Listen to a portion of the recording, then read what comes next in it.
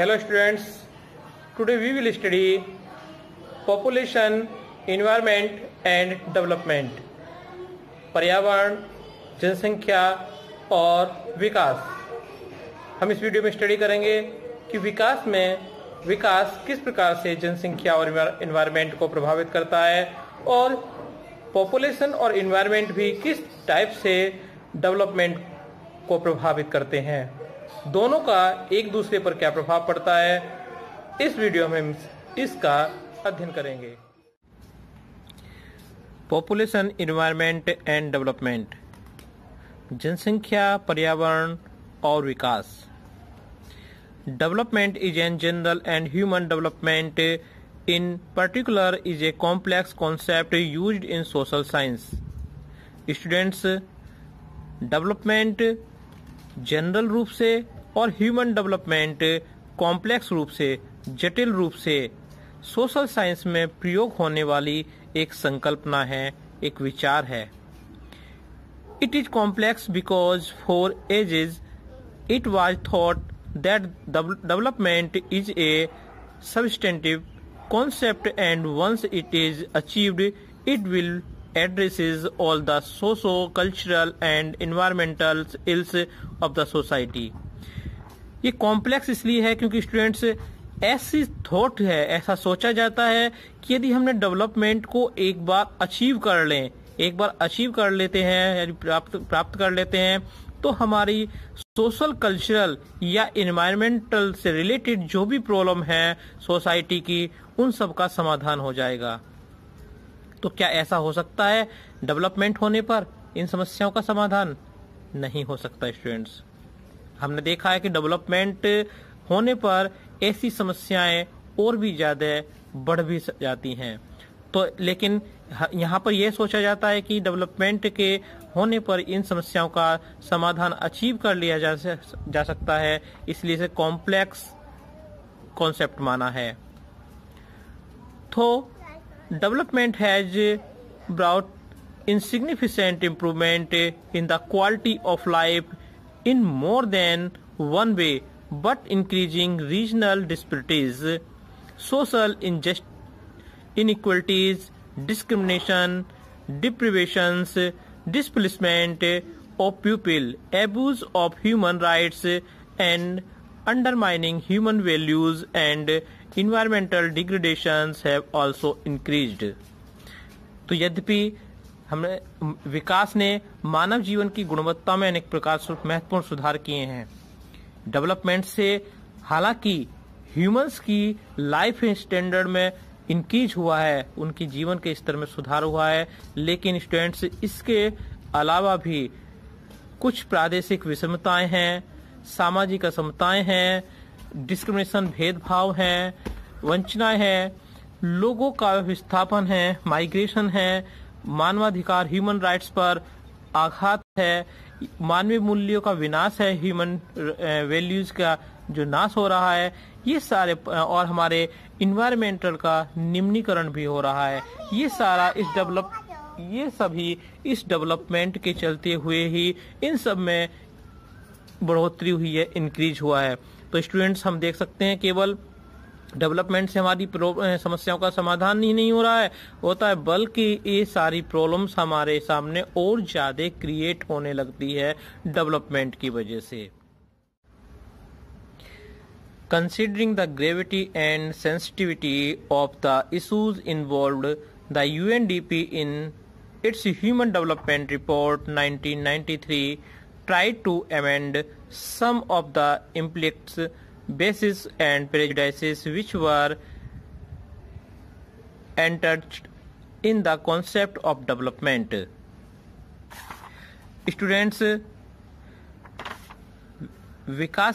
Students संबंधित मुद्दे जैसे कि पर्यावरण और जनसंख्या, इनकी गंभीरता को और संवेदनशीलता को समझते हुए संयुक्त राष्ट्र विकास कार्यक्रम यानी यूएनडीपी ने अपनी 1993 की ह्यूमन डेवलपमेंट रिपोर्ट में डेवलपमेंट की जो धारणा थी, जो आइडिया थे, थॉट, उसमें कुछ पहले की बातों को में कुछ संशोधन किया है। It also emphasized on progressive democratization and increasing empowerment of people as minimum condition for human development. The report recognized greater constructive role of civil society in bringing about peace and human development. Students, अब UNDP ने human development के लिए लोगों की प्रतिभागिता पर जोर दिया है, यानी कि उसमें लोगों का पार्टिसिपेशन होना चाहिए। 1993 की रिपोर्ट के बाद उसमें ऐड कर दिया गया है। अब मानव विकास की न्यूनतम दशाओं के लिए रूप में उत्तरोत्तर लोकतंत्रीकरण और बढ़ते सशक्तिकरण पर बल दिया है। यानी कि अब यूएनडीपी कहता है कि ह्यूमन डेवलपमेंट के लिए लोकतंत्रीकरण होने चाहिए, डेमोक्रेटिसियन होना चाहिए और साथ के साथ लोगों का सशक्तिकरण यानी एम्पावरमेंट भी होना चाहिए, तभी ह्यूमन डेवलपमेंट हो सकता है। रिपोर्ट ने शांति और मानव विकास लाने में नागरिकों और समाज की बड़ी भूमिका को भी सकारात्मक स्वीकार किया है। यानी कि डेवलपमेंट के लिए अब यूएनडीपी मानता है कि लोगों की भूमिका भी अहम है, यानी कि मानव विकास के लिए लोगों को अपना रोल प्ले करना होगा। तो देखिए students, the civil society should work for building up opinion for reductions in the military expenditure, demobilisation and armed force. आज जरूरत है लोगों को, सिविल सोसाइटी को एक जनमत बनाने की, एक ओपिनियन को बनाने की। और ओपिनियन किसके लिए कि घटाने मिलिट्री एक्सपेंडिचर की। आज डिफरेंट कंट्रीज अपने मिलिट्री एक्सपेंडिचर को, अपने सैन्य खर्चे को इम्प्रूव करते जा रहे हैं, हथियारों को इम्प्रूव कर रहे हैं, हथियारों को बढ़ा रहे हैं। तो आज जरूरत है एक जनमत बनाने कर उन पर प्रेशर करने की कि मिलिट्री खर्चे को कम किया जाए, डीमोबिलाइजेशन आर्म्ड फोर्स, सेना पर कम खर्चा किया जाए, transition from defence production and basis goods and services are particularly disarmament and reduction in the nuclear warheads by the developed countries in a nuclearized world. Peace and well-being are major goal concerns.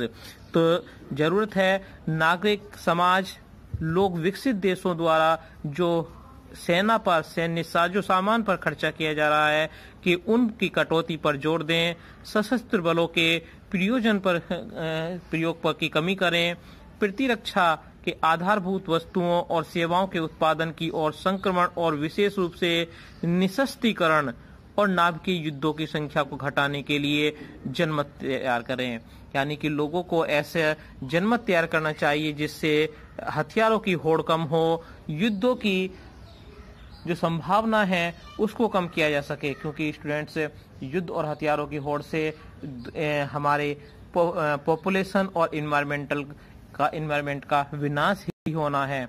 आज देख रहे हैं आप, ऐसे corona काल में भी China ने अपने जो मिलिट्री एक्सपेंडिचर है उसमें 6 पॉइंट समथिंग की वृद्धि कर दी है, जिसको देखते हुए अमेरिका ने भी अपने न्यूक्लियर वार जो पॉलिसी थी उसमें चेंजिंग कर दिया है और अमेरिका उन 29 ईयर्स बाद फिर से न्यूक्लियर एक्सपेरिमेंट करने की सोच रहा है। यदि सभी देश इस तरीके से करने लगे तो हमारी जो दुनिया है तीसरी world war, third world war की ओर चली जाएगी और ऐसी कंडीशन में ये डेवलपमेंट ही हमारे विनाश का कारण बन जाएगा और जिससे सभी पूरी मानव सभ्यता का नुकसान होगा। इसलिए आज जरूरत है सभी लोग एक जनमत बनाकर इन कंट्री पर प्रेशराइज करें कि अपने न्यूक्लियर जो पॉलिसी है उसको कम करें। एक नाभिकीय वृत्त विश्व में शांति और कल्याण की 2 प्रमुख वैश्विक चिंताएं हैं। तो आज इस नाभिकीय संसार में अब एक प्रमुख चिंता क्या है? शांति और कल्याण की। यदि शांति रहेगी तभी सभी लोगों का कल्याण हो सकता है, तभी सभी लोगों के विकास हो सकता है। तो आज पीस और well being are major global concern. आज विश्व की जो मुख्य जरूरत है शांति की और कल्याण की है, शांति रहे और लोगों का कल्याण हो। At the other extreme of this approach lie the views expressed by the new Malthus environmentalist and radical ecologist. Students, इस उपागम के दूसरे छोर पर हम देखते हैं कि नव माल्थसवादियों और पर्यावरणवादियों, आमूलवादी परिस्थितिवादियों द्वारा व्यक्त विचार, यानी कि इसके लिए नई माल्थस थ्योरी और पर्यावरणवादियों ने कुछ विचार अपने व्यक्त किए हैं कि डेवलपमेंट के लिए। They believe that for a happy and peaceful social life proper balance between population and resources in a necessary condition. उनका विश्वास था कि, उनका मानना है कि एक प्रसन्नचित्त और शांत सामाजिक जीवन के लिए, यानी कि हैप्पीनेस के लिए और समाज में शांति रहे, युद्ध ना हो, सभी मिलकर रहें, इसके लिए जरूरी है कि पॉपुलेशन और रिसोर्सेज के बीच में एक अच्छा बैलेंस बना रहे। ये जरूरी है, क्योंकि अगर पॉपुलेशन और रिसोर्सेज के बीच में इनबैलेंस हो जाता है, असमानताएं हो जाती हैं, तो वो समस्याओं की क्रिएट करते हैं, समस्या पैदा करती है। यदि संसाधनों की कमी होगी, जनसंख्या ज्यादा होगी तो लोग उस ओर दौड़ेंगे और आपस में उसको एक दूसरे से पहले अचीव करने की कोशिश करेंगे। यदि संसाधन पर्याप्त हैं जनसंख्या के अकॉर्डिंग, तो उसके लिए लूटमार नहीं होगी और समाज में शांति रहेगी। तो ये विचार था न्यू माल्थसवादियों का। According to these thinkers, the gap between the resources and population has widened after 18th century. माल्थसवादियों के अनुसार 18वीं शताब्दी के बाद रिसोर्सेस और पॉपुलेशन के बीच में ये गैप काफी इंक्रीज हुआ है। There have been marginalized expansion in the resources of the world in the last 300 years, but there has been phenomenal growth in the human population. यदि हम लास्ट के 300 इयर्स देखें तो इन 300 इयर्स में नेचुरल रिसोर्सेज में जो ग्रोथ हुई है वो तो बहुत थोड़ी है और पॉपुलेशन में वृद्धि बहुत ज्यादा हुई है। तो ये डिफरेंसेस जो था बहुत ज्यादा बढ़ गया है, यानी कि नेचुरल रिसोर्सेज और पॉपुलेशन की काउंटिंग के बीच, ग्रोथ के बीच में ये इम्बैलेंस ज्यादा हो गया देखने को मिल रहा है हमें इन 300 इयर्स में, जो कि जो कंडीशन अच्छी नहीं कही जा सकती। इस कंडीशन को हम अच्छा नहीं कह सकते।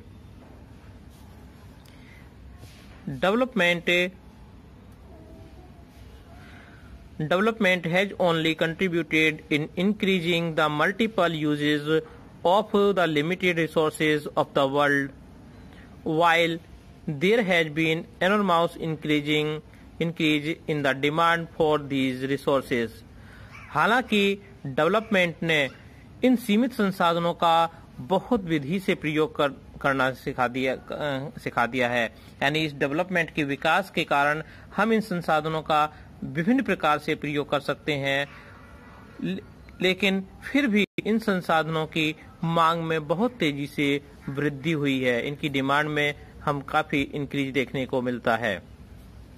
Therefore, the prime task before any development activity is to mention parity between population and resource. इसीलिए स्टूडेंट्स हमें आज अपने डेवलपमेंट के विभिन्न कार्यों के मध्य पॉपुलेशन और रिसोर्सेज के बीच में एक बैलेंस बनाए रखने की बहुत नीड है। यदि ये बैलेंस बना रहेगा जनसंख्या और संसाधनों के बीच में, तो हमारे आपसी तनाव, हमारे झगड़े नहीं होंगे। यदि ये इनबैलेंस होता चला गया, रिसोर्सेज की कमी होती चली गई और पॉपुलेशन वृद्धि होती चली गई, तो इन रिसोर्सेज के ऊपर लड़ाई झगड़े होने लगेंगे और विश्व अशांति की ओर चला जाएगा। स्टूडेंट्स, सर रॉबर्ट माल्थस की जो थ्योरी थी कि पॉपुलेशन और रिसोर्सेज के बीच में एक बैलेंस होना चाहिए, तभी वर्ल्ड में पीस और डेवलपमेंट बना रहेगा। इस थ्योरी की कुछ आलोचनाएं भी हैं, इस पर कुछ क्रिटिसिज्म भी हुआ है। तो देखिएगा, it is not the availability resources that is an important as their social distribution. ये इम्पोर्टेंट नहीं है कि रिसोर्सेज का होना इम्पोर्टेंट नहीं है, बल्कि ज्यादा इम्पोर्टेंट है उन रिसोर्सेज के डिस्ट्रीब्यूशन का, वितरण का। क्योंकि ये मानना डेवलपमेंट के लिए यह मानना उचित है कि संसाधन का होना उचित नहीं, बल्कि संसाधनों का सभी लोगों तक पहुंचना, यानी सभी लोगों की पहुंच संसाधनों तक होना परम आवश्यक है डेवलपमेंट के लिए। Resources everywhere are unevenly distributed. Resources तो हर जगह हैं और असमान रूप से वितरित हैं, लेकिन इनका सभी लोगों तक पहुंचना आवश्यक है। Rich countries and people have access to large resources baskets while the poor find their resources shrinking। आज हम देखते हैं कि जो रिच कंट्रीज हैं या पावरफुल लोग हैं, अधिकतर रिसोर्सेज उन्हीं के हाथों में हैं, और आज गरीबों के हाथों से, पुअर कंट्री के हाथों से उनके रिसोर्सेज जो हैं श्रिंकिंग होते जा रहे हैं, छूटते जा रहे हैं। Moreover, unending persist for the control for more and more resources by the powerful and use of the same for exploiting one's powers is the prime cause of conflicts as well as the apparent contradictions between population resources and development। आज powerful लोगों की, यानी कि संपन्न लोगों की कभी पूरी न होने वाली इच्छा कि संसाधनों पर उनका अधिकार हो और वो उसका अधिक से अधिक प्रयोग कर सकें, इसी इच्छा के कारण ही ये समस्याएं उत्पन्न हो रही हैं। आज ऐसे पावरफुल और शक्तिशाली लोगों या देशों द्वारा अधिक से अधिक संसाधनों पर नियंत्रण करने की उनकी होड़ और उनके इस्तेमाल करने की उनकी होड़ के कारण ही विश्व में अशांति और अंतर्विरोध बढ़ रहा है। Indian culture and civilization has been very sensitive to the issue of population, resource and development for a long time। Students, आपको जानकर खुशी होगी कि हमारा जो भारतीय संस्कृति है, भारतीय समाज है, भारतीय सभ्यता है, बहुत लंबे समय से ही इन दोनों के प्रति काफी संवेदनशील है। जनसंख्या के, संसाधन के और उनके विकास के प्रति काफी संवेदनशील रही है। It would not be incorrect to say that the ancient scriptures are essential concerned about the balance and harmony among the elements of nature। और ये कहना कोई अतिशयोक्ति नहीं होगा कि हमारे जो स्क्रिप्चर हैं, यानी हमारे जो प्राचीन ग्रंथ हैं, धार्मिक ग्रंथ हैं, उनमें भी ह्यूमन नेचर, उनमें भी प्रकृति और विकास के बीच में संतुलन की बात कही गई है। ह्यूमंस की और इन्वायरमेंटल, ह्यूमन और जो इन्वायरमेंट में हमारे नेचुरल रिसोर्सेज हैं, उनके बैलेंस की बात कही गई है, उनके रक्षण की बात, उनके कंजर्वेशन की बात कही गई है। Mahatma Gandhi is the recent times advocated and reinforcement of the harmony and balance between the two। Mahatma Gandhi तो पहले से ही इन दोनों के ही जनसंख्या और रिसोर्सेज, इन दोनों के ही संतुलन की बात काफी गंभीरता से कह चुके हैं। He was quite apprehensive about the ongoing development, particularly the way industrialization and institutionalized the loss of morality, spirituality, self-reliance, non-violence and mutual cooperation and environment। आज विकास के दौर में जो ये औद्योगिकरण हो रहा है, इंडस्ट्रियलाइजेशन, उसके द्वारा जो मोरलिटी का, हमारी आध्यात्मिकता का, हमारे स्वावलंबन का और आपस में कोरिलेशन का जो ह्रास हो रहा है, यानी कि जो नुकसान हो रहा है, कमी आ रही है, महात्मा गांधी पहले से ही इसके प्रति काफी चिंतित थे।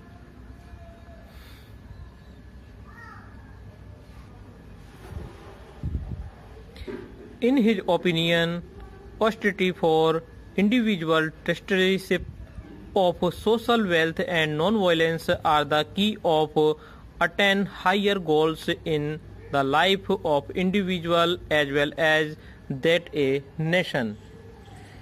यानी कि गांधी जी के अनुसार व्यक्तिगत मितव्ययता, सामाजिक धन की न्यायधारिता, अहिंसा एक व्यक्ति और एक राष्ट्र के जीवन में उच्चतर लक्ष्य प्राप्त करने की कुंजी है की कही जाती है।